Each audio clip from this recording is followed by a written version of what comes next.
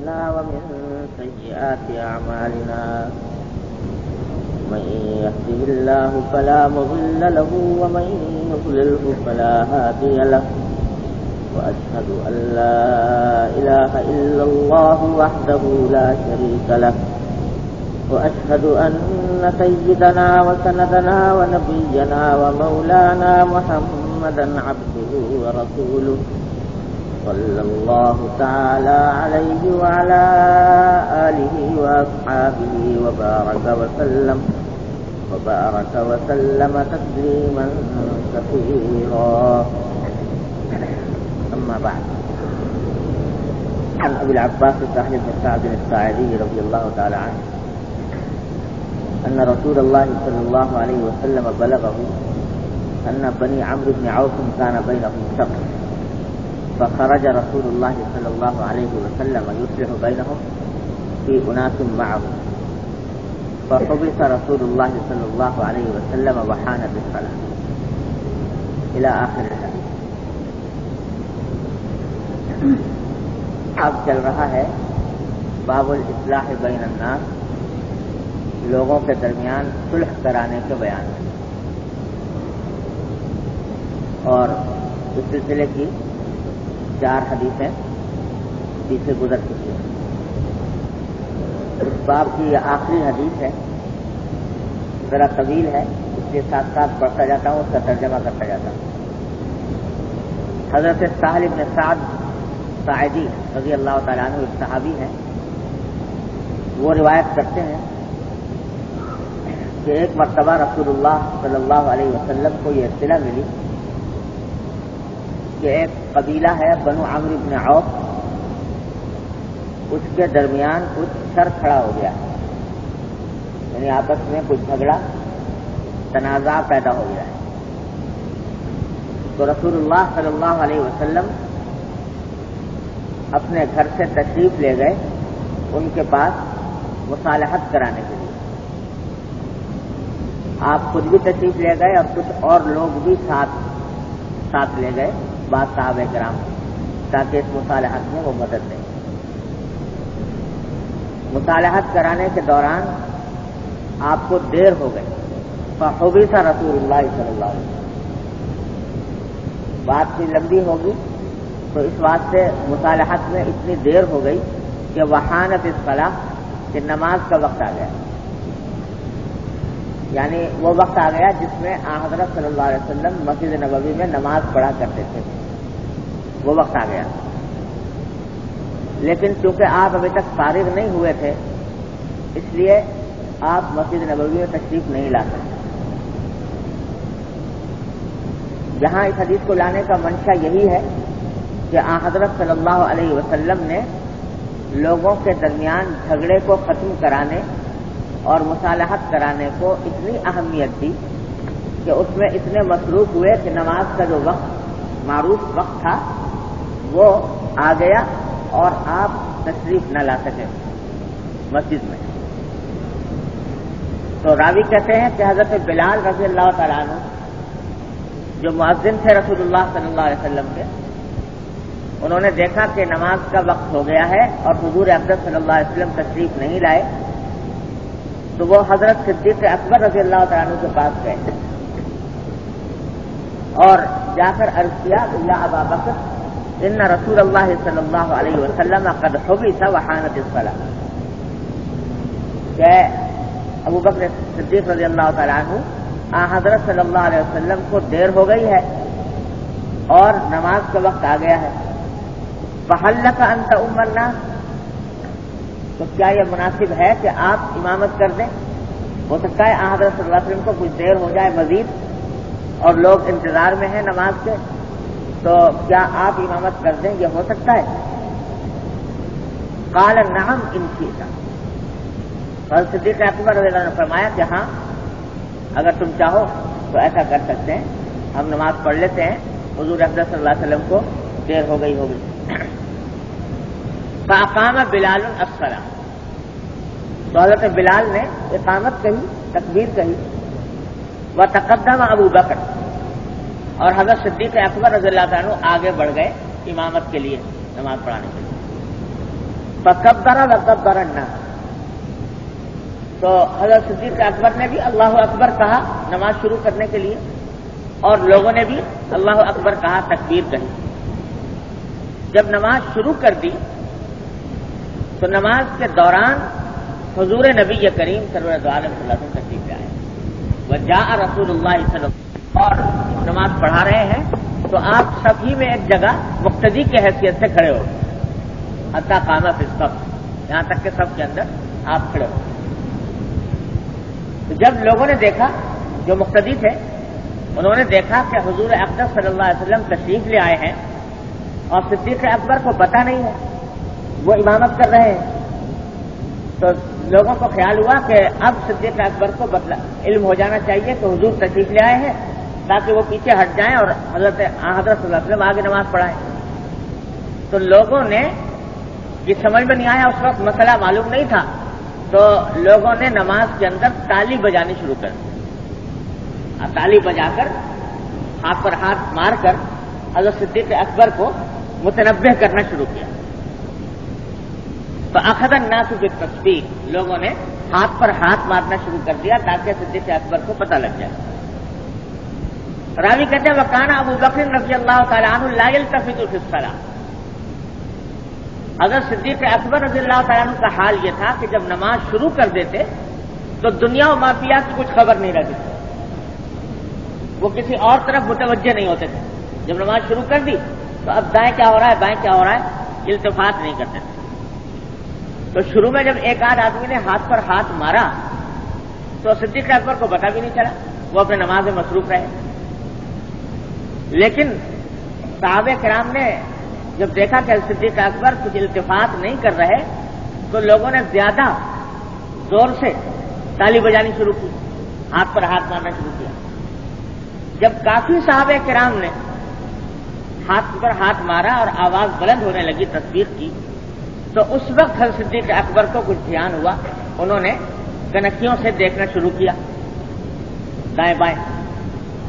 جب دیکھا تو فإذا رسول اللہ صلی اللہ علیہ وسلم، اچانک نظر آیا کہ حضور اقدس صلی اللہ علیہ وسلم صف میں تشریف فرما ہے۔ جب حضرت صدیق اکبر نے حضرت صلی اللہ علیہ وسلم کو دیکھا تو یہ پیچھے ہٹنا چاہا، تو حضرت صلی اللہ علیہ وسلم وہی ہاتھ سے اشارہ فرمایا، کہ تم اپنی جگہ پر رہو، پیچھے ہٹنے کی ضرورت نہیں، نماز پوری کر لو۔ لیکن حضرت صدیق اکبر رضی اللہ تعالی عنہ نے جب حضور اقدس صلی اللہ علیہ وسلم کو دیکھ لیا تو پھر ان کے بس میں نہ رہا کہ وہ اپنے مصلی پر کھڑے رہتے، پیچھے الٹے پاؤں پیچھے ہٹنا شروع کر دیا، ورجع القہقرہ وراء، پیچھے کی طرف لوٹنا شروع کر دیا، یہاں تک کہ صف میں آ کر کھڑے ہو گئے اور حضور اقدس صلی اللہ علیہ وسلم آگے مصلی پر تشریف لے گئے اور پھر باقی نماز حضرت صلی اللہ علیہ وسلم نے پڑھائی۔ جب نماز ختم ہو گئی، فلما فرغ، جب نماز ختم ہو گئی تو اقبل علی الناس، تو آپ نے نماز کے بعد لوگوں سے خطاب فرمایا، لوگوں کی طرف متوجہ ہوئے خطاب فرمایا، تو آپ نے فرمایا کہ ایھا الناس ما لکم حین نابکم شیء فی الصلاۃ اخذتم فی التسبیح، یہ کیا طریقہ ہے کہ اگر نماز کے اندر کوئی واقعہ پیش آ جائے تو اس میں تم تالیاں بجانے لگتے ہو، ہاتھ پر ہاتھ مارنے لگتے ہو، یہ طریقہ نماز کے شایع نشان نہیں ہے، مناسب نہیں۔ تو یہ فرمایا انما التصفیق للنساء، تالیاں بجانا یہ تو عورتوں کے لیے مشروع ہے، یعنی مثلا اگر خواتین بھی خواتین کی جماعت ہو رہی ہو، بالکل ویسے خواتین کی جماعت اچھی نہیں ہے، پسندیدہ نہیں ہے، لیکن اگر خواتین کی جماعت ہو رہی ہو یا خواتین جماعت میں شامل ہوں اور وہ امام کو کسی بات کی طرف متوجہ کرنا چاہیں تو ان کے لیے ہے کہ وہ ہاتھ پر تالی بجائے، کیونکہ ان کے لیے زبان سے کچھ کہنا، سبحان اللہ کہنا یا الحمدللہ کہنا، یہ اچھا نہیں ہے نماز کے اندر، کہ نماز کے اندر خاتون کی آواز مرد سنیں، یہ پسندیدہ نہیں۔ لہذا ان کے لیے تو یہ اجازت ہے کہ اگر کوئی واقعہ پیش آئے تو وہ ہاتھ پر ہاتھ مار کر امام کو متوجہ کر دیں، لیکن مردوں کا جہاں تک تعلق ہے تو آپ نے فرمایا کہ من نابہ شیء فی صلاتہ فلیقل سبحان اللہ، کہ اگر مردوں کی جماعت میں کوئی واقعہ پیش آ جائے یعنی جس سے امام کو کسی خاص بات کی طرف متوجہ کرنا منظور ہو، لقمہ دینا مقصود ہو، تو اس وقت میں مردوں کے لیے طریقہ یہ ہے کہ وہ سبحان اللہ کہیں. جیسے اکثر ہوتا ہے نماز کے دوران کہ مثلا امام کو بیٹھنا چاہیے تھا، دیکھا کہ وہ کھڑا ہونے لگا، تو مقتدی کو چاہیے کہ وہ سبحان اللہ کہہ دے یا اللہ اکبر کہہ دے. یا کھڑا ہونا چاہیے تھا، بیٹھنے لگا، بیٹھ گیا غلطی سے، تو اس وقت میں سبحان اللہ کہہ دے. یا بعض اوقات ایسا ہوتا ہے کہ جہری نماز ہے اور اس نے آہستہ آواز میں سرن قرات کرنی شروع کر دی، تو مقتدی کو چاہیے کہ متنبہ کر دے کہ یہ جہری نماز ہے، جہر سے تاکہ قرات کرے تو سبحان اللہ کہہ دے. تو فرمایا کہ ایسی صورت میں جب سے کوئی واقعہ ایسا پیش آ جائے جس میں امام کو متنبہ کرنا مقصود ہو، تو اس میں مردوں کے لیے طریقہ یہ ہے کہ وہ سبحان اللہ کہہ دیں. تو یہ نہ کہنا چاہیے، ہاتھوں سے تالی نہیں بجانی چاہیے نماز کے اندر. تو فرمایا کہ فَلْيَقُلْ سُبْحَانَ اللَّهِ فَإِنَّهُ لَا يَسْمَعُهُ أَحَدٌ حِينَ يَقُولُ سُبْحَانَ اللَّهِ إِلَّا الْتَفَتَ. یہاں تک کہ اگر وہ جو شخص سننے والا ہے وہ جو سبحان اللہ کہے گا تو خود متوجہ ہو جائے گا، تو اس لیے تالیاں بجا کر متوجہ کرنے کی ضرورت نہیں ہے. اللہ تو سبحان اللہ یہ خود حدیث میں آ گیا کہ یہ کہنا نماز کے دوران دوسرے کو متوجہ کرنے کے لیے یہ کوئی حرج کی بات نہیں، جائز ہے. اللہ اکبر کہنا بھی ایسا ہی، اللہ اکبر کہنا یہ بھی جائز ہے، لیکن کوئی اور حرکت کرنا یہ درست نہیں. پہلے تو آپ نے یہ مسئلہ بتا دیا لوگ کہ ایسی صورت میں تالیاں بجانا درست نہیں تھا. اس کے بعد اب صدیق اکبر کی طرف متوجہ ہوئے آپ، حضرت صدیق اکبر رضی اللہ عنہ کی طرف، اور ان سے فرمایا کہ یا ابا بکر ما منعک ان تصلی بالناس حین اشرت الیک، کہ میں نے تو آپ کو اشارہ کر دیا تھا کہ آپ نماز جاری رکھیں، پیچھے نہ ہٹیں. تو آپ جب میں نے اشارہ کر دیا تھا تو اس کے بعد پھر کیا وجہ ہوئی کہ آپ پھر بھی پیچھے ہٹ گئے اور امامت کرنے سے آپ نے تردد کیا، جبکہ میں نے اشارہ کر دیا تھا کہ کوئی حرج نہیں، آپ امامت کرتے رہے. تو کیا جواب دیا حضرت صدیق اکبر رضی اللہ عنہ؟ فقال ابو بکر ما كان لابن ابي قحافه ان يصلي بالناس بين يدي رسول الله صلی اللہ علیہ وسلم. فرمایا کہ یا رسول اللہ، ابو قحافہ کے بیٹے کی یہ مجال نہیں تھی کہ رسول اللہ صلی اللہ علیہ وسلم کی موجودگی میں وہ لوگوں کی امامت کریں. ابو قحافہ ان کے والد کا نام ہے. تو ابو قحافہ کے بیٹے کی یعنی میری یہ مجال نہیں تھی کہ آپ کی موجودگی میں، رسول اللہ صلی اللہ علیہ وسلم کی موجودگی میں میں مصلی پر کھڑا ہو کر امامت کرتا رہوں. جب تک آپ تشریف نہیں لائے تھے تو بات دوسری تھی، جب آپ کو دیکھ لیا تو پھر میرے اندر یہ تاب نہیں تھی کہ میں کھڑا رہوں اور امامت جاری رہوں، اس واسطے میں پیچھے آ گیا. حضرت صلی اللہ علیہ وسلم نے اس کے اوپر بھی کوئی اعتراض نہیں فرمایا، خاموشی اختیار فرمائی. تو مقام اس سے معلوم ہوتا ہے حضرت صدیق اکبر رضی اللہ تعالیٰ عنہ کا کہ اللہ تبارک و تعالیٰ نے نبی کریم سرور دو عالم صلی اللہ علیہ وسلم کی عظمت اس درجہ قلب میں پیوست رکھی تھی کہ وہ کہتے ہیں کہ میرے برداشت سے باہر تھی یہ بات کہ حضور پیچھے کھڑے ہوئے میں آگے امامت کر رہا ہوں. اگرچہ بے اختیار ہوا یہ واقعہ، حضور اکرم صلی اللہ علیہ وسلم کی موجودگی میں کھڑے نہیں ہوئے تھے، آپ کے غیر حاضری میں کھڑے ہوئے تھے، لیکن جب پتہ لگ گیا کہ حضور پیچھے ہیں تو برداشت سے باہر تھی یہ بات کہ وہ کھڑے رہتے ہیں حضرت صلی اللہ علیہ وسلم، اس لیے پیچھے ہے. اللہ ہاں ایک مسئلہ عرض کر دوں، اور ایک ادب جو مسنون ادب ہے، وہ آپ نے شاید سنا ہوگا، یہ مقولہ بھی مشہور ہے کہ الامر فوق الادب، یعنی ادب کا تقاضا یہ ہے اور سنت بھی یہی ہے کہ جب کوئی بڑا کسی بات کا حکم دے تو چاہے اس بات پر عمل کرنا ادب کے خلاف معلوم ہو رہا ہو، ادب کا تقاضا یہ ہو کہ وہ بات نہ کی جائے، لیکن جب بڑے نے حکم دے دیا تو پھر اب چھوٹے کا کام یہ ہے کہ اس حکم کی تعمیل کریں. یہ بڑی نازک بات ہے اور بعض اوقات مشکل بھی ہوتی ہے، لیکن یہ ہمارے دین کے اوپر عمل کرنے والے سارے بزرگوں کا معمول یہی رہا کہ جب بڑے نے حکم دے دیا تو وہ حکم کی تعمیل مقدم ہے بنسبت ادب کا لحاظ کرنے کے. فرض کرو کہ ایک بڑا ہے، بزرگ ہے، وہ کسی امتیازی جگہ پر بیٹھا ہے، کسی تخت پر، کسی تکیے کے سہارا لیے ہوئے، اور ایک شخص آیا جو چھوٹا ہے. بزرگ نے کہا کہ بھئی یہاں آ جاؤ میرے پاس. تو کہتے ہیں بزرگ کہ بات مان لینی چاہیے. اس وقت میں یہ بظاہر ادب کے خلاف معلوم ہوتا ہے کہ ان کے پاس جا کے بیٹھ جائے. نہیں میں تو یہیں بیٹھا ہوں. نہیں ٹھیک، وہیں ادب کا تقاضا یہ ہے کہ پاس نہ بیٹھے، دور بیٹھے. لیکن جب بڑے نے حکم دے دیا، کہہ دیا کہ آ جاؤ، تو اس وقت میں ادب کا تقاضا بھی یہی ہے اور تعظیم کا تقاضا بھی یہی ہے کہ اس کے حکم پر عمل کریں، چاہے دل میں یہ بات بری لگ رہی ہو کہ میں بڑے کے پاس جا کر بیٹھا. یہ کیوں؟ اس لیے کہ حکم کی تعمیل مقدم ہے بنسبت ادب کا لحاظ کریں. اس وقت ادب ہی یہ ہے کہ اس کی بات مانو، جو کہہ رہا ہے وہ کرو. یہ سارے دین کا، جب میں آپ سے بار بار عرض کرتا رہتا ہوں کہ سارے دین کا خلاصہ ہے اتباع. بڑے کے حکم کو ماننا، اس کے آگے سر تسلیم خم کر دینا.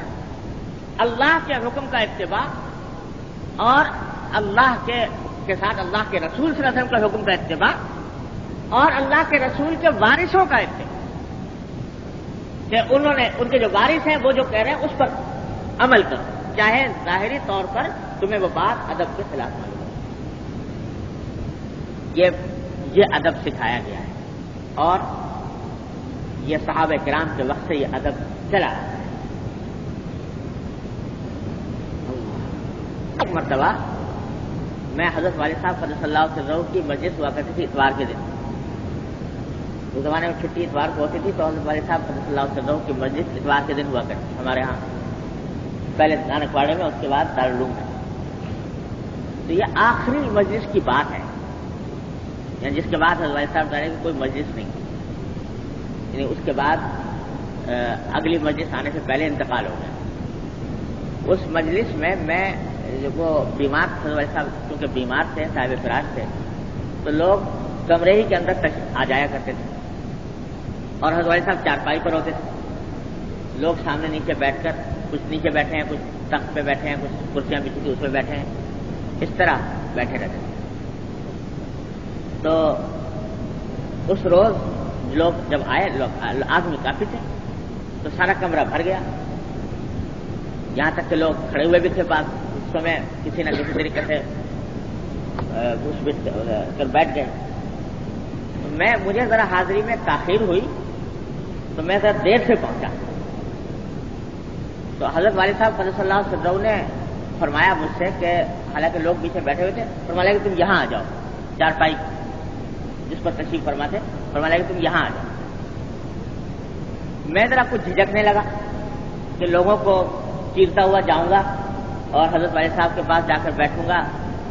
اگرچہ یہ بات مستحضر تھی کہ جب بڑا کہے تو مان لینا چاہیے، لیکن ذرا جھجک رہا تھا جانے کے سلسلے میں. تو فرمانے لگے کہ آ جاؤ، میں تمہیں یہاں آ جاؤ تو پھر میں تمہیں قصہ سناؤں. تو میں خیر کسی طرح پہنچ گیا، حضرت والد صاحب کے پاس بیٹھ گیا. فرمانے لگے کہ ایک مرتبہ حضرت حکیم الامت مولانا تھانوی قدس اللہ سرہ کی مجلس ہو رہی تھی، اور وہاں جس جگہ حضرت کی مجلس ہو رہی تھی وہاں بھی اسی طرح کا قصہ پیش آیا کہ جگہ تنگ ہو گئی، لوگ جگہ بھر گئی، جگہ تھی نہیں. میں ذرا تاخیر سے پہنچا تو حضرت نے فرمایا کہ یہاں میرے پاس آ جاؤ، جہاں حضرت تکیے کے ساتھ لگائے ہوئے بیٹھے ہوئے تھے. فرمانے لگے یہاں آ جاؤ. تو میں کچھ جھجکنے لگا کہ حضرت کے پاس وہاں جا کر بیٹھوں. تو حضرت نے فرمایا کہ یہاں آ جاؤ، پھر میں تمہیں قصہ سناؤں گا. تو حضرت فرماتے ہیں کہ پھر میں چنانچہ وہ کسی طرح پہنچ گیا اور حضرت کے پاس جا کر بیٹھ گیا. تو حضرت نے پھر ایک قصہ سنایا. قصہ یہ سنایا کہ یہ عالمگیر رحمت اللہ علیہ جو مغل بادشاہ گزرے نا، تو ان کے والد کے انتقال کے بعد یہ قید پتہ نہیں قید ہوئے تھے نا والد، تو شاید تمہارا مسئلہ تھا ان کے باپ کی جانشینی کا، اور دونوں بھائیوں کے درمیان رقابت تھی. عالمگیر کہتے تھے کہ عالمگیر بادشاہ بننا چاہتے تھے، تخت پر بیٹھنا چاہتے تھے، اور دارا شکوہ جو ان کے بھائی تھے وہ بھی اس کے تخت کے طالب تھے. تو دونوں کے درمیان رقابت چل رہی تھی. ایک بزرگ تھے ان کے زمانے میں، تو دونوں نے ارادہ کیا کہ ان سے جا کر دعا کریں اپنے اپنے لیے. تو دارا شکوہ پہنچے ان بزرگ کے پاس زیارت کے لیے اور دعا لینے کے لیے. تو جب وہ پہنچے تو حضرت وہ جو بزرگ تھے وہ تخت پر بیٹھے ہوئے تھے. تو دارا شکوہ سے کہا کہ بھائی یہاں آ جاؤ میرے پاس بیٹھ جاؤ. تو دارا شکوہ نے کہا کہ نہ حضرت میری مجال نہیں ہے کہ میں یہاں آپ کے پاس بیٹھ سکوں، میں تو یہیں نیچے ٹھیک ہوں. انہوں نے کہا بھائی آ جاؤ، میں تمہیں بلا رہا ہوں، آ جاؤ. وہ نہیں مانے، کہا کہ نہیں حضرت میرے بس میں نہیں ہے، میں تو یہیں پر ٹھیک ہوں. آپ کہا کہ اچھا تمہاری مرضی. پھر وہ چلے گئے، کچھ نصیحت جو فرمانی تھی وہ فرما دی.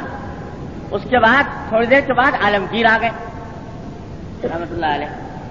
وہ جب نیچے بیٹھے لگے تو بزرگ نے کہا کہ بھائی یہاں آ جاؤ میرے پاس. وہ فوراً جھٹ اٹھ کے اور آ کر ان کے پاس بیٹھے. تو فرمایا جب وہ چلے گئے تو اپنے ساتھیوں نے فرمایا کہ بھائی ان دونوں بھائیوں نے فیصلہ خود ہی کر لیا. دارا شکوہ کو ہم نے تخت پیش کیا، اس نے انکار کر دیا، اور عالمگیر کو پیش کیا تو اس نے لے لیا. تو اس واسطے فیصلہ دونوں کا ہو گیا. تخت جو ہے وہ عالمگیر کو ملے گا. چنانچہ عالمگیر رحمۃ اللہ علیہ کو ملا. تو یہ واقعہ حضرت ثانوی قدس اللہ سرہ نے سنایا حضرت والد صاحب قدس اللہ سرہ کو اس طریقے سے. تو بات تو ہے ایک تاریخی واقعے کی، لیکن یہ ادب ہے کہ جب بڑا کہہ رہا ہے کہ یہ کام کر لو تو اس وقت میں زیادہ ہی حجت کرنا یہ کوئی ٹھیک بات نہیں.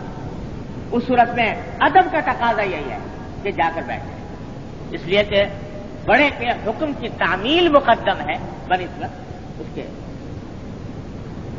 بعض اوقات مثلا لوگ ہوتے ہیں کسی بڑے کے جوتے اٹھانا چاہتے ہیں.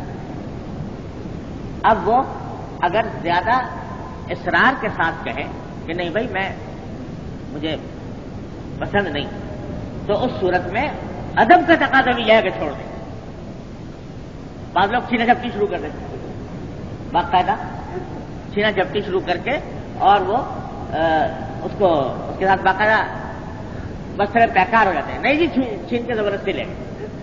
تو یہ ادب کا بھی تقاضا ہے. الامر فوق الادب، حکم کی تعمیل مقدم ہے ادب کے تقاضے پر.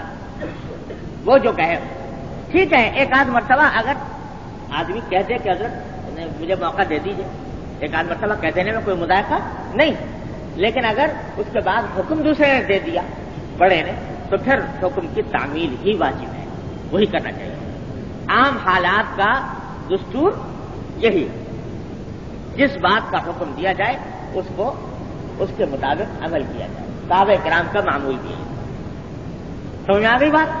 البتہ اب میں اس لیے بات آ گئی کہ یہاں آپ اس واقعے میں آپ نے دیکھا کہ حضور اکبر صلی اللہ علیہ وسلم نے فرمایا کہ تم اپنی جگہ پر کھڑے رہو، لیکن صدیق اکبر رضی اللہ تعالیٰ عنہ پیچھے ہٹ گئے.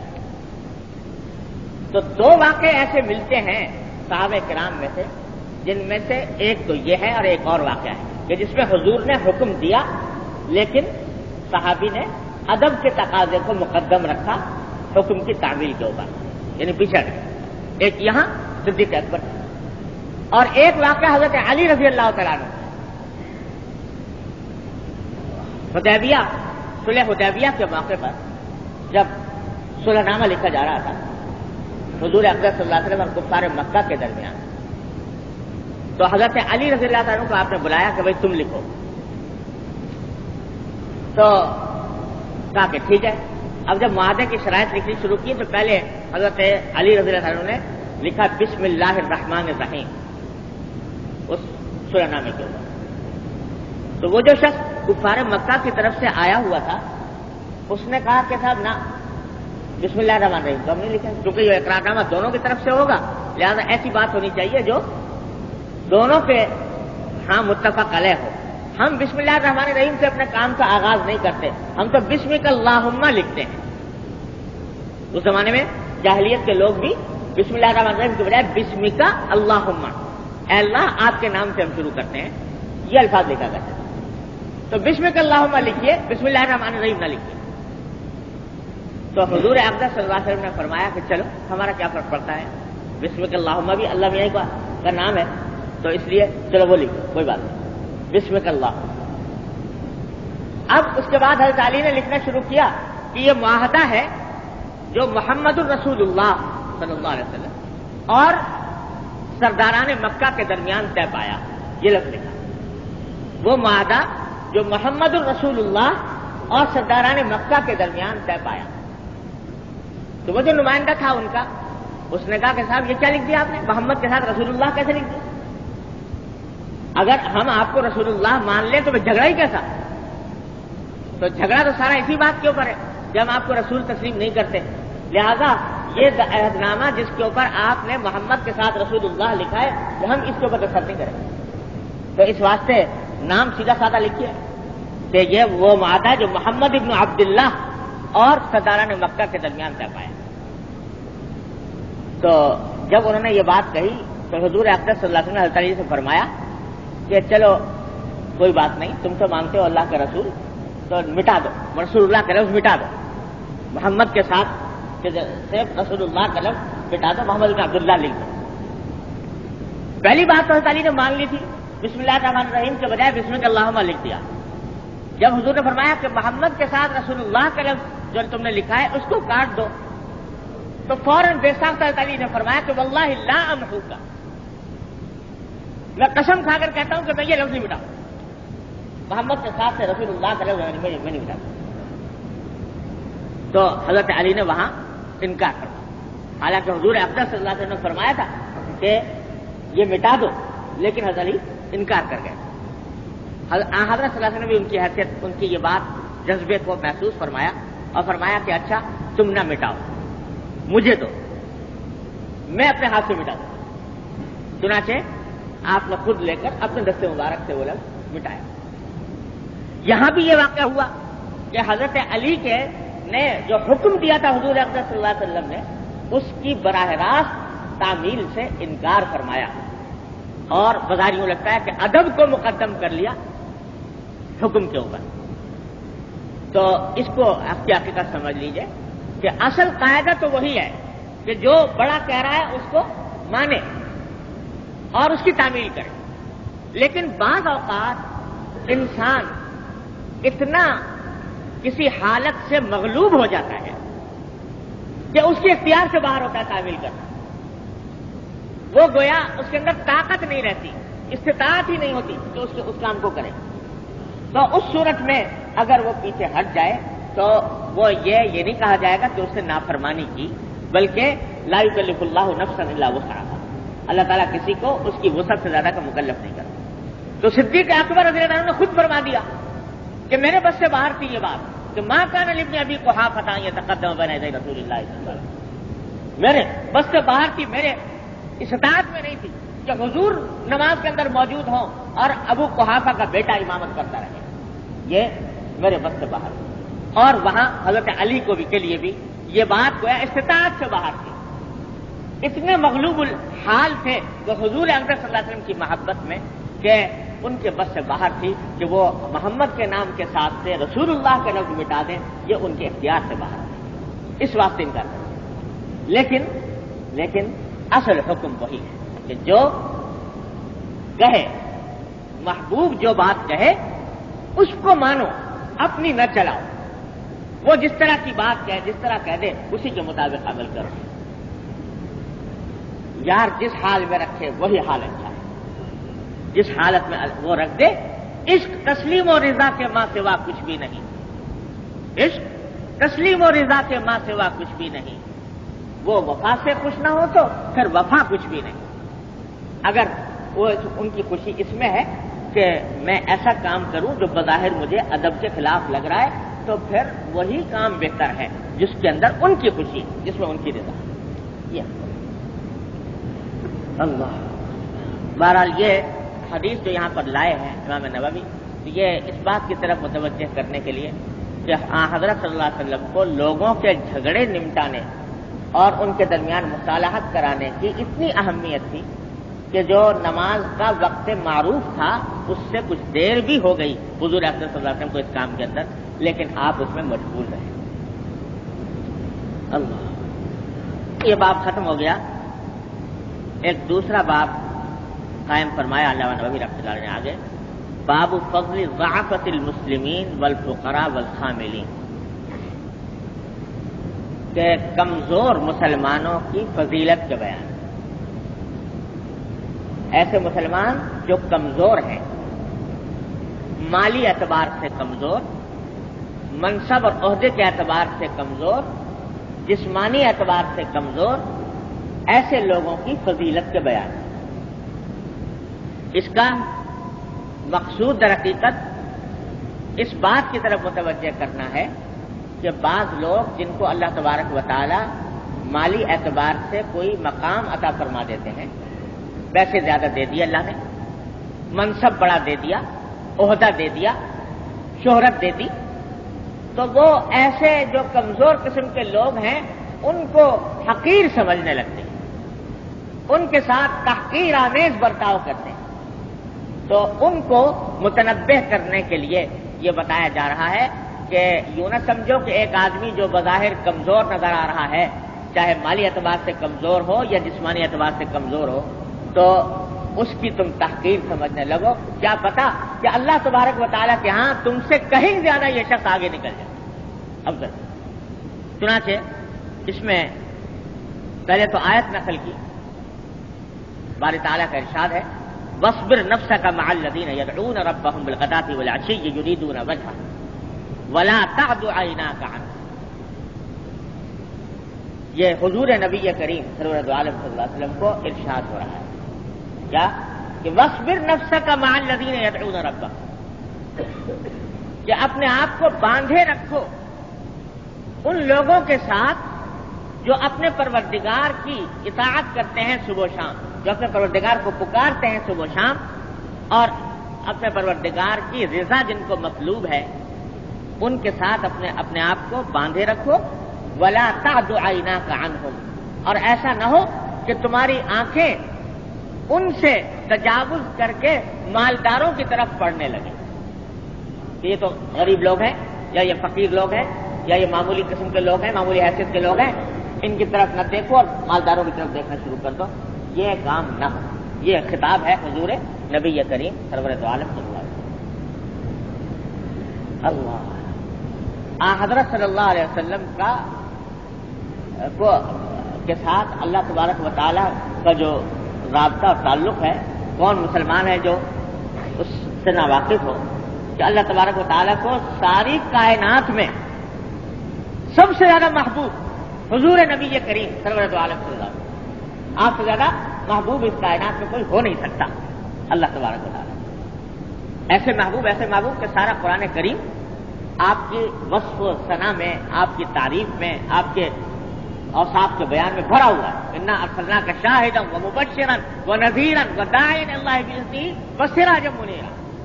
جب اللہ تعالیٰ تعریف کرنے پر آتے ہیں اپنے محبوب صلی اللہ علیہ وسلم کی تو الفاظ کے ڈھیر لگا دیتے ہیں، انا ارسلناک شاہدا ومبشرا ونذیرا وداعیا الی اللہ باذنہ وسراجا منیرا، ایسی تعریف۔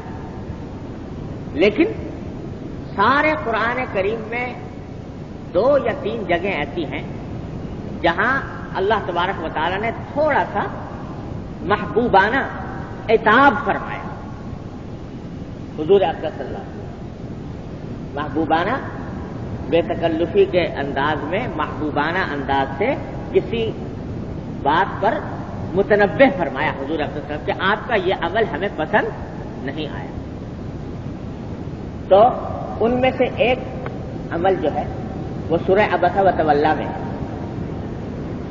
کہ ہوا یہ تھا کہ حضرت صلی اللہ علیہ وسلم کے پاس کچھ مشرکین کے بعض بااثر لوگ، سردار قسم کے لوگ، وہ آئے بیٹھے تھے. تو آپ نے یہ محسوس فرمایا کہ یہ چونکہ بااثر لوگ ہیں، سردار لوگ ہیں، تو ان کو اگر ان کی اصلاح ہو جائے تو یہ پوری قوم کی اصلاح کا راستہ بن سکتا ہے ان کی. اس لیے آپ کے دل میں ان کی تبلیغ اور دعوت کی اہمیت زیادہ پیدا ہوئی، تو آپ نے ان کی طرف زیادہ متوجہ ہوئے. اسی دوران حضرت عبداللہ بن ام مکتوم رضی اللہ تعالیٰ عنہ جو صحابی تھے اور نابینا تھے، حضور صلی اللہ علیہ وسلم نے مؤذن بھی مقرر فرمایا تھا مسجد نبوی میں، تو وہ نابینا صحابی تھے، وہ آ گئے اور وہ کوئی مسئلہ پوچھنے لگے حضور اکرم صلی اللہ علیہ وسلم.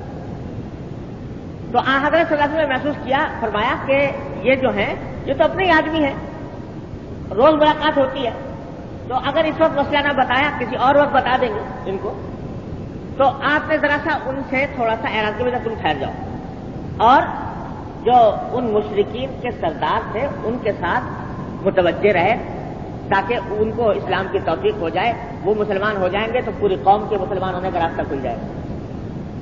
بس یہ واقعہ ہوا. اللہ جل جلالہ نے اس پر بھی تنبیہ فرمائی اور آیات یہ نازل ہوئی عبس و تولی ان جاءہ الاعمی، کہ حضور اکرم صلی اللہ علیہ وسلم کا خطاب فرمایا غائب کے صیغے کہ انہوں نے منہ بنایا اور اعراض کیا، یعنی اس شخص سے جو آیا تھا ان جاءہ الاعمی، کہ ان کے پاس ایک نابینا شخص آ گیا اور اس نے آ کر کوئی بات پوچھی تو ان سے اعراض کیا اور منہ بنایا. یہ بات گویا پسندیدہ نہیں تھی. ان جاءہ الاعمی یدریک لعلہ یزکا او یذکر فتنفعہ الذکریٰ، تمہیں کیا پتا کہ وہ نابینا شخص اگر آپ کا مسئلہ معلوم کر کے کوئی نصیحت حاصل کر لیتا، اس کا نفس پاک ہو جاتا، آپ کی نصیحت اس کو فائدہ پہنچا دیتی تو کتنا فائدہ ہوتا. اور اما من استغنی فانت لہ تصدی، جو لوگ مستغنی ہیں وہ طلب لے کر نہیں آئے آپ کے پاس، استغنا کا اظہار کرتے ہیں دین حق کی طرف سے، تو آپ ان کے پیچھے پڑتے ہیں. فانت لہ تصدی وما علیک الا یزکا، اور یاد رکھو کہ اگر وہ ٹھیک نہ ہو تو آپ کے اوپر کوئی وبال نہیں. جب ان کے اندر خود طلب نہیں، استغنا ہے، تو اگر وہ ٹھیک نہ ہو تو آپ کے اوپر کوئی گرفت نہیں، آپ سے کوئی مواخذہ نہیں ہوگا. وَأَمَّا مَنْ جَاءَكَ يَسْعَىٰ وَهُوَ يَخْشَىٰ فَأَنْتَ عَنْهُ تَلَهَّىٰ، اور جو شخص محنت کر کے آپ کے پاس آیا ہے دوڑ کر، وَهُوَ يَخْشَىٰ، دل میں اللہ کا خوف لیے ہوئے ہے، فَأَنْتَ عَنْهُ تَلَهَّىٰ، تو آپ اس سے اعراض کرتے ہیں. یہ ایک محبوبانہ عتاب فرمایا گیا حضور نبی کریم صلی اللہ علیہ وسلم کہ وہ چاہے وہ آپ ظاہر ہے کہ حضرت صلی اللہ علیہ وسلم کا منشا ہرگز یہ نہیں تھا کہ بھئی یہ کمزور آدمی ہے وہ طاقتور ہے لہذا ان سے اعراض کرے اور طاقتور کی طرف متوجہ ہو جائے. آپ کے ذہن میں یہ مصلحت تھی کہ یہ تو اپنا آدمی ہے، بعد میں بھی بات ہو سکتی ہے، یہ لوگ جو ہیں یہ پتہ نہیں پھر آئیں کہ نہ آئیں، ان کو حق کا کلمہ پہنچا دیا جائے. یہ تھا جذبہ. لیکن اللہ تبارک و تعالیٰ نے اس کو بھی گوارا نہیں فرمایا کہ نہیں، یہ شخص جو طلب لے کر آیا ہے وہ مقدم ہے اس شخص پر جو طلب کے بغیر بیٹھا ہے اور جو مستغنی ہے، استغنا کا اظہار کر رہا ہے، جس کو کسی بات کی حاجت نہیں ہے، تو اس کی طرف زیادہ پڑھنے کی ضرورت نہیں، جو طلب لے کر آیا اس کی پیچھے. تو معلوم ہوا کہ حضور نبی کریم صلی اللہ علیہ وسلم کو بھی یہ تاکید فرمائی گئی اور آپ کے واسطے سے پوری امت کہ معمولی حیثیت کا آدمی اس کو معمولی نہ سمجھو، کیا پتا کہ اللہ تبارک و تعالیٰ کیا اس کا کیا درجہ ہے، لہذا اس کے ساتھ عزت اور اکرام کے ساتھ پیش آؤ. اس میں حدیث نقل کی ہے عن حارثة بن وهب رضی اللہ تعالی عنہ قال سمعت رسول اللہ صلی اللہ علیہ وسلم یقول الا اخبركم باهل الجنة كل ضعيف متضعف لو اقسم على الله لأبر الا اخبركم باهل النار كل عتل جواظ مستكبر. عجیب حدیث ہے. حضور اقدس صلی اللہ علیہ وسلم نے صحابہ کرام سے خطاب کرتے ہوئے فرمایا،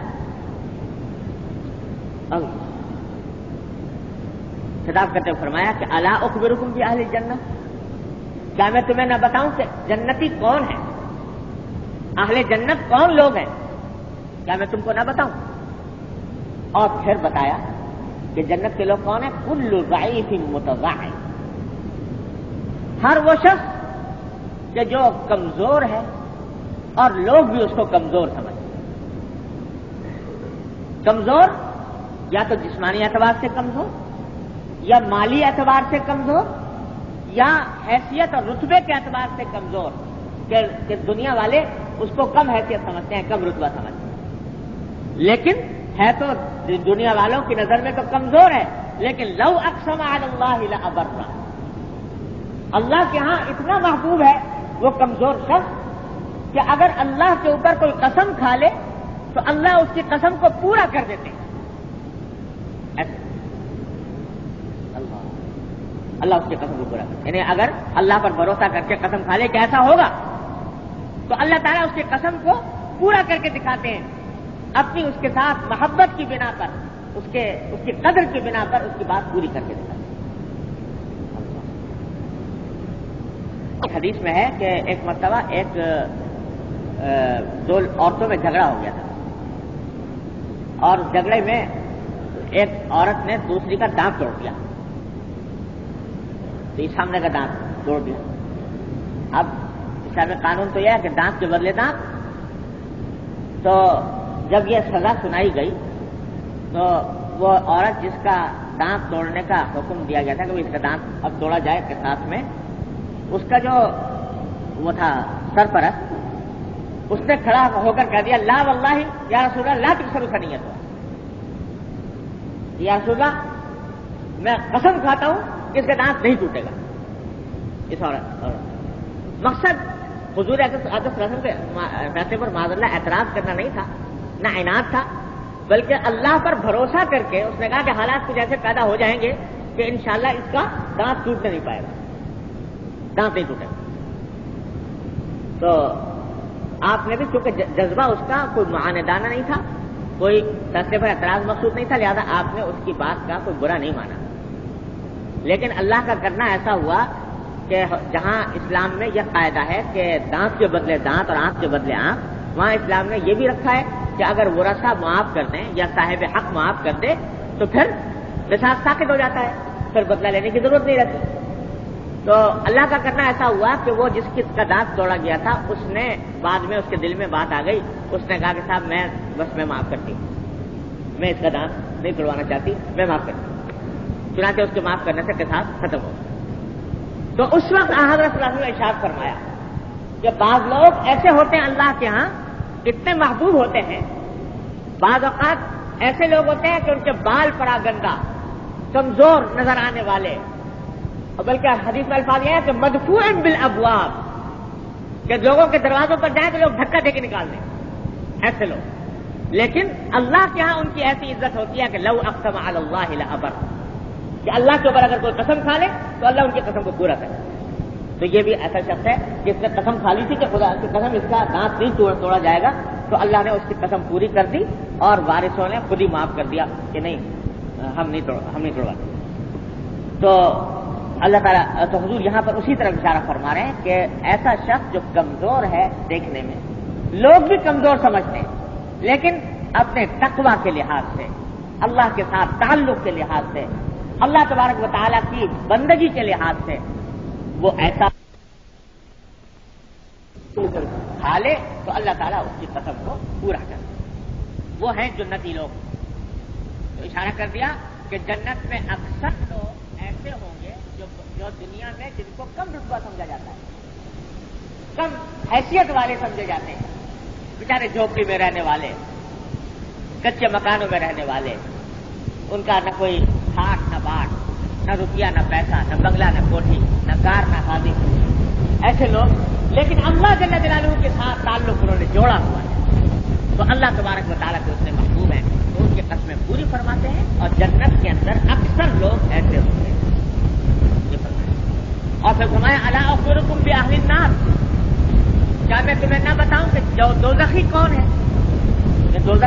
کون ہے جو دوزخ میں جائے گا؟ تو فرمایا کل عتل جواز مستکبر. جنت دوزخ میں جانے والے کیسے لوگ ہیں؟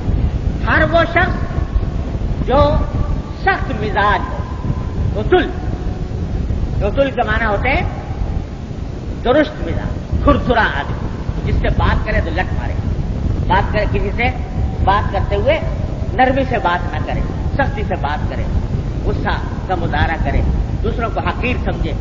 ایسے شخص کو کہتا ہے عتل، کہ وہ درست مزاج اور جواز کے معنی نک چڑھا، جس کی ہر وقت جس کی پیشانی پر بل رہتے اور کالے آدمی سے بات کرنے کو تیار ہے.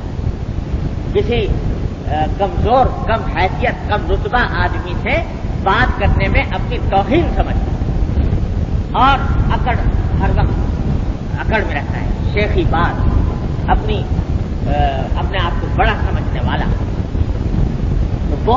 اور مستکبر جو استکبار میں مبتلا ہو، اپنے آپ کو بڑا سمجھتا ہو، دوسروں کو چھوٹا سمجھتا. فرمایا کہ یہ ہے جہنم کے لوگ. تو دنیا میں لوگ جو نظر آ رہے ہیں کم حیثیت، کم رتبہ، وہ اللہ تبارک و تعالیٰ کا جنت میں زیادہ تعداد ان کی ہوگی.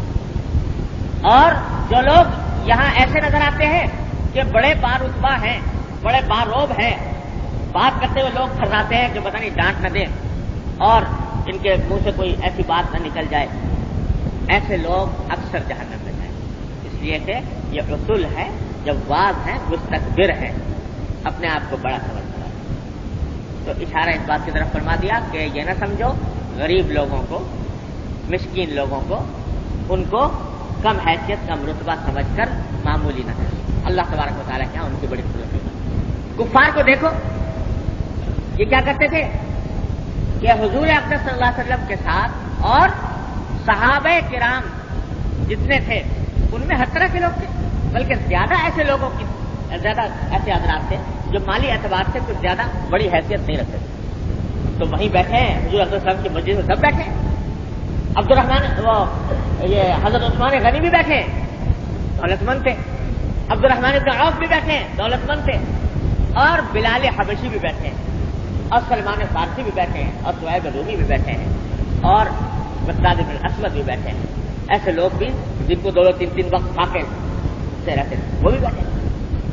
تو حدیث میں آتا ہے کہ کفار مکہ نے ایک دن کہا، بڑے بڑے جو سردار تھے، انہوں نے کہا حضرت بات یہ ہے کہ ہم آپ کے پاس آنے کو بھی تیار ہیں، آپ کی بات سننے کی، لیکن دشواری یہ ہے کہ اگر ہم آپ کے پاس آئیں تو یہ جو ایسی معمولی قسم کے لوگ آپ کے پاس بیٹھے رہتے ہیں، فاقہ مست قسم کے لوگ، تو ان کے پاس بیٹھنا ہماری شان میں فرق آتا ہے. جیسے شان ہے ہماری ان کے ساتھ بیٹھنا. تو آپ ایسا کریں، ان کو الگ کر دیں اور ہمارے لیے الگ مجلس منعقد کریں. تو ہم آنے کے تیار ہیں. اس مجلس میں یہ نہ آئے اور ہمارے لیے آپ الگ وقت مقرر کر دیں جس میں ہم آ کر بیٹھیں. ذرا دیکھیے، تو بظاہر تو یہ تھا کہ بھائی چلو آئیں تو صحیح، تھوڑا سا وقت الگ مقرر کر دیتے ہیں، آ تو جائیں، کم سے کم آئیں گے، جن کی بات سنیں گے تو ہو سکتا ہے رفتہ رفتہ ان کی اصلاح بھی ہو جائے. لہذا اب جیسا کوئی آدمی ہوتا تو مان لیتا یہ بات کہ چلو آؤ تو صحیح، دوسرا وقت مقرر کر دیتے. لیکن بات اصول کی تھی. فوراً آیت نازل ہو گئی قرآن کریم، فوراً آیت نازل ہو گئی، وَلَا تَطْرُدُوا الَّذِينَ يَدْعُونَ رَبَّهُمْ وَلَا تَطْرُدُوا الَّذِينَ يَدْعُونَ رَبَّهُمْ بِالْغَدَاةِ وَالْعَشِيِّ يُرِيدُونَ وَجْهَهُ. یہ آیت نازل ہو گئی تو حضور صلی اللہ علیہ وسلم فوراً آنا چاہتے ہو حق کی طلب لے کر تو ان کے ساتھ بیٹھنا ہوگا، اور اگر نہیں آنا چاہتے تو اللہ تمہارے سے بے نیاز ہے، اللہ کا رسول تمہارے سے بے نیاز ہے، تمہارے لیے الگ مجلس منعقد نہیں کی جائے. تو یہ حکم ہے. یہ ساتھ یہ پچھلے انبیاء علیہ السلام کے ساتھ یہی ہوا کہ بڑے بڑے سردار جو تھے وہ کہتے تھے کہ ما نراک اتبعک الا الذین هم اراذلنا بادی الرأی. ہم تو دیکھتے ہیں آپ کے پیچھے جو لوگ چل رہے ہیں وہ بڑے رذیل قسم کے لوگ ہیں، رضی کا لفظ استعمال کیا. اور بعد یہ ایسے جو جن کی رائے بھی کچھ نہیں، ایسے ہی کمزور قسم کے لوگ، وہ آپ کے متبع ہیں، تو ہم کہاں آپ کے پیچھے آئیں گے؟ ہم تو بڑے عقل مند لوگ ہیں، ہم تو بڑے شان والے لوگ ہیں، تو ہم آپ کے پیچھے کیسے آئیں جبکہ یہ آ گئے؟ تو اللہ تبارک و تعالیٰ نے فرمایا کہ یہ سارے جن کو تم رذیل کہہ رہے ہو، جن کو کمزور کہہ رہے ہو، جن کو غریب سمجھ رہے ہو، فقیر سمجھ رہے ہو، مسکین سمجھ رہے ہو، اللہ تبارک و تعالیٰ کے یہاں یہ بڑے قیمتی، ان کو حقارت کی نگاہ سے نہ دیکھو. یہاں اصول کا معاملہ ہے، یہ نہیں ہو سکتا کہ ان کو ہٹا دیا جائے اور تمہاری امارت اور تمہاری سرداری، تمہاری دولت مندی کے بل پر تمہیں فوقیت دے دی جائے. اللہ کے یہاں یہ زیادہ فوقیت رکھتا ہے. یہ بڑا عظیم اصول ہے جو اللہ تبارک و تعالیٰ نے دے دیا. یہ 2-3 مثالیں میں جو آپ کو عرض کی، تو اس سے یہ بات پتہ چلتی ہے کہ یہ وہ اصول ہے جس سے اللہ نے اور اللہ کے رسول نے کبھی مصالحت نہیں کی، کہ اس میں مصالحت نہیں ہوتی. جو ہمارے بندے ہیں وہ کتنے ہی کمزور ہیں، دیکھنے میں کیسے برے لگتے ہیں، لیکن اللہ کا یاد آیا حضور اقدس صلی اللہ علیہ وسلم کے پاس کبھی کبھی گاؤں سے ایک صاحب آیا کرتے تھے.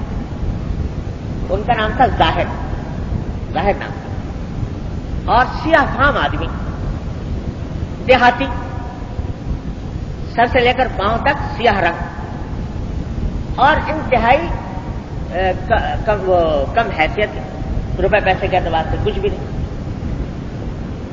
تو لوگ کوئی یعنی ایسا بھی نہیں تھا کہ ان کو دیکھ کر کوئی دل میں کسی کی عزت پیدا ہو، دنیاوی اعتبار سے ایسے معمولی رتبے. حضرت صلی اللہ علیہ وسلم ان کے ساتھ بڑی محبت فرماتے جب بھی آتے. ایک مرتبہ حضرت صلی اللہ علیہ وسلم بازار سے گزر رہے تھے، تو دیکھا تو وہ کھڑے ہوئے ہیں ظاہر نام بازار میں. اب بازار میں ایسا آدمی، اس کی طرف کون نگاہ کرے جو سیاہ فام، دیہاتی، الڑ اور کم حیثیت، کم رتبہ، سر سے لے کر پاؤں تک لباس ایسا پہنا ہوا کہ کوئی آدمی التفات بھی نہ کرے. حضور اقدس صلی اللہ علیہ وسلم جب وہاں سے گزرے، سارے بازار میں کو چھوڑ کر اس شخص کے پاس پہنچے پیچھے سے، اور پیچھے سے جا کر اس کی جو کمر سے اس کی گولی بھرے پیچھے سے، اور آنکھیں بند کر دی، جیسے کوئی آنکھیں بند کرتے ہیں دوستی میں، پیچھے سے جا کر آنکھیں بند کر دی، اور آنکھیں بند کر کے وہ ذرا چھڑانے لگے، پتہ نہیں کون آ گیا. تو آپ نے آواز لگائی جیسے کوئی بیچنے والا آواز لگاتا ہے کہ من یبیع ھذا العبد منی، من یشتری ھذا العبد منی، یہ غلام مجھ سے کون خریدتا ہے، یہ غلام مجھ سے کون خریدتا ہے. عبد کا لفظ استعمال فرمایا. عبد غلام کو بھی کہتے ہیں، اللہ کے بندے کو بھی کہتے ہیں. من یشتری ھذا العبد منی، یا تو اب تک تو ان کو پتا نہیں تھا کہ یہ کیا قصہ ہوا، کس نے آ کر پیچھے سے گولی بھر لی. لیکن جب آواز سنی من یشتری ھذا العبد منی، تو ان پہچان کا کیا حضور نبی کریم صلی اللہ علیہ وسلم. جب سنا تو اب انہوں نے پیچھے کو ہٹ کر اپنے جسم کو زیادہ سے زیادہ متصل کرنا شروع کر دیا حضور صلی اللہ علیہ وسلم، اور ویساختہ جملہ زبان پر یہ کہا کہ یا رسول اللہ اذن تجدنی یا رسول اللہ لقاصدا، کہ یا رسول اللہ اگر آپ مجھے بیچیں گے غلام بنا کر تو میری تو قیمت بہت کم لگے گی، میری قیمت لگانے والا کوئی بڑی قیمت نہیں لگا سکتا، اس واسطے کہ میری حیثیت تو بہت کم ہے اگر آپ مجھے غلام بنا کر بیچیں گے. سبحان اللہ، کیا لفظ جملہ ارشاد فرمایا نبی کریم صلی اللہ علیہ وسلم جواب میں، لکنک یا ظاہر عند اللہ لست بکاشف، اے ظاہر لوگ تمہاری قیمت کچھ لگائیں یا نہ لگائیں، لیکن تم اللہ کے ہاں تمہاری قیمت کم نہیں، اللہ کے ہاں تمہاری قیمت بہت ہے. اب دیکھیے سارے بازار میں بڑے بڑے تاجر بھی بیٹھے ہوں گے، تجارت بھی کر رہے ہوں گے، اور پیسے والے بھی ہوں گے، رتبے والے بھی ہوں گے، لیکن حضور نبی کریم صلی اللہ علیہ وسلم تشریف لے گئے سیدھے اس کے بعد اس کا دل رکھنے کے لیے، اس کو بشارت سنانے کے لیے، اور اس کے ساتھ ایسا معاملہ فرمایا جائے دوستی کا کہ پیچھے سے جا کر آنکھیں بند. یہ حضور صلی اللہ علیہ وسلم ساری عمر دعا فرمائی، اللہم احیینی مسکینا وامیتنی مسکینا واحشرنی فی زمرۃ المساکین. کہ اللہ مجھے مسکین بنا کر زندہ رکھیے، مسکین ہی کی حالت میں مجھے موت دیجیے، اور مجھے مسکینوں کے ساتھ میرا حشر فرمائیے. یہ فرمایا، یہ دعا فرمایا. تو یہ بات اللہ، قدریں بدل گئی، تصورات بدل گئے کہ اب جو دنیا کے اندر باوقات ہے، اونچے مقام والا ہے، روپے پیسے والا ہے، اس کی عزت بھی ہے، اس کا اکرام بھی ہے، اس کی طرف توجہ بھی ہے، اور ایک بیچارہ جو دنیاوی اعتبار سے کمزور ہے، اس کی طرف التفات نہیں، اس کی طرف اس کی عزت دل میں نہیں، اس کے ساتھ برتاؤ حقارت آمیز کیا جا رہا ہے. یاد رکھو بھائی، اس کا دین سے کوئی تعلق نہیں. اور ہم زبان سے بعض اوقات کہہ تو دیتے ہیں یہ بات کہ اللہ کے نزدیک اور اسلام میں ان اکرمکم عند اللہ اتقاکم، لیکن برتاؤ میں دیکھو برتاؤ کیسا ہو رہا ہے. تمہارے گھر میں جو نوکر کام کر رہا ہے، تمہارے گھروں میں جو نوکر کام کر رہے ہیں، تمہارے پاس جو فقیر لوگ آتے ہیں، ان کے ساتھ کس طرح کا برتاؤ کرتے ہو، ان سے کس طرح بات کرتے ہو، ان کا دل ٹھنڈا کرتے ہو یا ان کے ساتھ ان کی تحقیر کرتے ہو. یہ گریبان میں منہ ڈال کر دیں اور ان حدیث کی پیش نظر دیں. اللہ تعالیٰ اپنی رحمت سے بچائے. یہ حقیر سمجھنا یا تحقیر آمیز برتاؤ کرنا یہ بڑی خطرناک ہے. اگلی حدیث بھی اسی سے متعلق ہے. حضرت سالم بن سعد رضی اللہ تعالیٰ عنہ فرماتے ہیں قال مر رجل علی النبی صلی اللہ علیہ وسلم. آپ بھی صحابہ کرام کو ایسے ہی صحابہ کرام نہیں بن گئے، آپ نے ان کو پھٹی میں تپایا ہے، امتحانات لیے ہیں، تب ان کے دلوں کے اندر دین کی صحیح فہم پیدا فرمائی ہے. تو فرمایا کہ ایک مرتبہ حضور اقدس صلی اللہ علیہ وسلم بیٹھے ہوئے تھے، ساتھ میں ایک صاحب اور بیٹھے تھے، صحابی. اتنے میں ایک شخص گزرا سامنے سے، تو آپ نے اپنے ساتھ بیٹھے ہوئے شخص سے پوچھا کہ ما رأیک فی ھذا، یہ آدمی جو سامنے سے جا رہا ہے اس کے بارے میں تمہاری کیا رائے ہے، کیسا آدمی ہے؟ تو اس شخص نے جواب میں کہا کہ رجل من اشراف الناس، یہ شخص جا رہا ہے تو بڑے شریف خاندان کا اور بڑے اونچے خاندان کا آدمی ہے. اور فرمایا ھذا واللہ حری ان خطب ان ينکح وان شفع ان یشفع، کہ یہ شخص اتنا اونچے مرتبے کا آدمی ہے کہ اگر یہ کہیں پیغام لے کر چلا جائے نکاح کا تو لوگ فوراً نکاح کر دیں گے. یعنی اتنا باعزت ہے، باوقار ہے، بارسوخ ہے کہ اگر کہیں نکاح کا پیغام لے کر جائے تو لوگ فوراً قبول کر لیں گے، اور اگر کسی کی سفارش کر دے تو اس کی سفارش ضرور قبول کی جائے. اتنا اونچا مقام ہے. فسکت رسول اللہ، حضرت صلی اللہ علیہ وسلم خاموش ہو گئے. ثم مر رجل آخر، تھوڑی دیر میں ایک شخص اور گزرا. فقال له رسول اللہ صلی اللہ علیہ وسلم، تو اپنے ساتھ بیٹھے ہوئے شخص سے آپ نے پھر پوچھا کہ ما رأیک فی ھذا، یہ جو ابھی آدمی گزرا ہے اس کے بارے میں کیا رائے ہے تمہاری؟ تو اس نے کہا کہ یا رسول اللہ ھذا رجل من فقراء المسلمین، یہ تو ایک فقراء میں سے ہے، فقیر قسم کا مفلس آدمی. حری ان خطب ان لا ينکح، یہ ایسا شخص ہے کہ اگر یہ کہیں رشتہ لے کے چلا جائے شادی بیاہ کا تو کوئی اس کو رشتہ دینے کو تیار نہیں. ایسا فقیر ہے، لٹ منڈ ہے کہ اس کا پیغام کو قبول نہیں کرے گا نکاح. وَإِن شَفَعَ أَلَّا يُشَفَّعَ، اگر کسی کی سفارش کرے تو کوئی پرگاہ کے برابر بھی اس کی وقت دینے کو تیار نہیں، اس کی سفارش قبول بھی نہیں ہوگی. ایسا شخص ہے. وَإِن قَالَ أَلَّا يُسْمَعَ، اور اس پر اور مقتضاد یہ کہ اگر کہیں کسی مجلس میں کوئی بات کہے تو کوئی سننے کو بھی تیار نہیں ہوگا. یہ تو فضول، اس کی بات کیا سننی، یہ تو بے وقت انسان ہے، ایسا آدمی ہے. اللہ. تو رسول اللہ صلی اللہ علیہ وسلم نے یہ سن کر فرمایا کہ ھذا خیر من ملء الارض مثل ھذا، تم پہلے کے بارے میں یہ کہہ رہے تھے کہ یہ بڑا شریف آدمی ہے، پیغام لے کر جائے تو لوگ پیغام ضرور قبول کر لیں، اور سفارش لے کر جائے تو سفارش ضرور قبول کر لیں. اور اس آدمی کے بارے میں کہہ رہا ہوں کہ یہ بالکل فقیر آدمی ہے، کوئی اس کا پیغام نہیں قبول کرے گا، کوئی اس کی سفارش نہیں مانے گا. تو میں بتاتا ہوں کہ وہ جو پہلا شخص تھا نا جس کی تم تعریف کر رہے تھے، ساری دنیا ساری زمین اس جیسے آدمیوں سے بھر جائے تب بھی ان سب پر یہ آدمی بھاری ہے. یہ دوسرا والا جس کو تم کہہ رہے تھے کہ یہ فقیر ہے اور اس کی کوئی سفارش سننے کو تیار نہیں، کوئی پیغام دینے کو تیار نہیں. یہ بھاری ہے ساری زمین کے بھراؤ ان جیسے آدمی. یہ سب کیا ہو رہی ہے؟ تعلیم، تربیت. جو ساتھ بیٹھے صحابی ہیں ان کی تربیت کہ یہ زاویہ نگاہ ختم کرو. اگر مسلمان ہو، لا الہ الا اللہ محمد رسول اللہ پر ایمان لائے ہو، تو یہ زاویہ نگاہ کہ بڑا مال دولت والا ہے، بڑے کوٹھی بنگلے والا ہے، بڑے رتبے منصب والا ہے، عہدے والا ہے، تو اس کی عزت ہے. اور بیچارہ ایک معمولی فٹ پاتھ کے اوپر چلنے والا، کھڑے پر بیچنے والا اور ٹھیلا چلانے والا، اس کی دل میں عزت وقعت نہ ہو، تو یہ بات اسلام کی بات نہیں، یہ نفس کی شرارت ہے.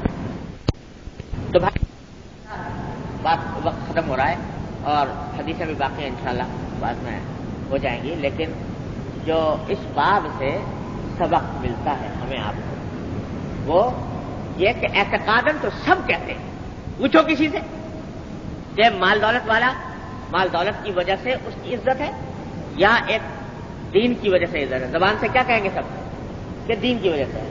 مال دولت کی وجہ سے کوئی عزت، مال دولت کو عزت کا معیار نہیں. زبان سے ہم سب یہی کہتے ہیں، لیکن ذرا برتاؤ کو دیکھو، عمل کو دیکھو.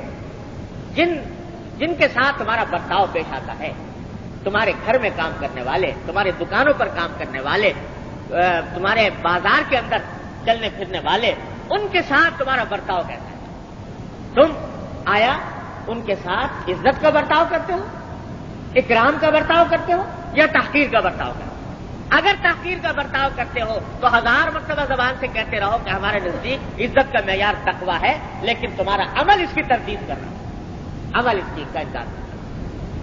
ایک مرتبہ حضرت صدیق اکبر رضی اللہ تعالیٰ عنہ اپنے ایک نوکر پر ہو گئے ناراض، برا بھلا کہنا شروع کر دیا اس کو.